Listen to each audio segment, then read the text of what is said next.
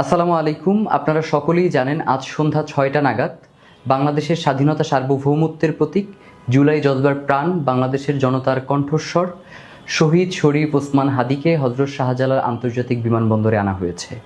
আমরা আপনাদেরকে জানিয়েছিলাম শহীদকে নিয়ে আমরা এয়ারপোর্ট থেকে ঢাকা বিশ্ববিদ্যালয়ের কেন্দ্রীয় জামে মসজিদে আসব, কিন্তু পারিবারিক আর্জি, সার্বিক পরিস্থিতি ও সময় বিবেচনা করে সিদ্ধান্ত হয়েছে আজকের দিনটি শহীদ শরীফ ওসমান হাদি তার পরিবারের সাথে থাকবে।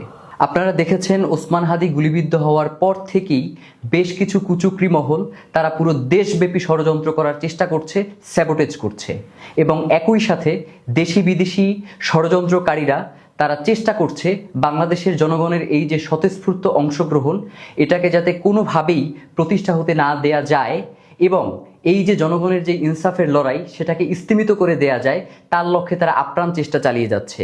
আমরা ইনকিলাব মঞ্চের পক্ষ থেকে বাংলাদেশের জনগণকে সাথে নিয়ে দৃঢ় কণ্ঠে ঘোষণা করতে চাই, বাংলার জমিনে ওসমান হাদির যেই রক্ত লেগে আছে সেই রক্তের মধ্য দিয়ে আমরা বাংলার জমিনে ইনসাফ কায়েম করেই ছাড়বো ইনশাআল্লাহ। আগামীকাল মানিক মিয়া এভিনিউতে দুপুর 2টা বাজে শহীদ ওসমান হাদির জানাজার নামাজ অনুষ্ঠিত হবে। আপনাদের সবাইকে, বাংলাদেশের স্বাধীনতাকামী জনতাকে শহীদ শরীফ ওসমান হাদির জানাজায় অংশগ্রহণ করবার জন্য আমরা অনুরোধ করছি এবং একই সাথে আমরা ঘোষণা করতে চাই জানাজার পূর্বে আমরা ইনকিলাব মঞ্চ এবং তার পরিবারের পক্ষ থেকে আপনাদেরকে শহীদ ওসমান হাদির রক্তের বদলা আমরা কিভাবে আদায় করে নিব তার পরিষ্কার বিবৃতি আপনাদের সামনে উপস্থাপন করব।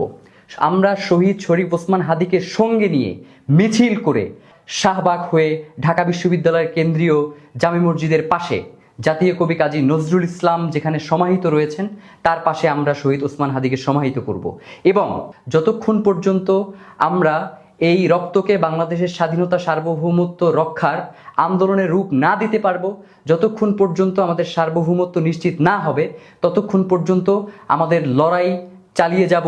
বাংলাদেশ জিন্দাবাদ, ইনকিলাব জিন্দাবাদ।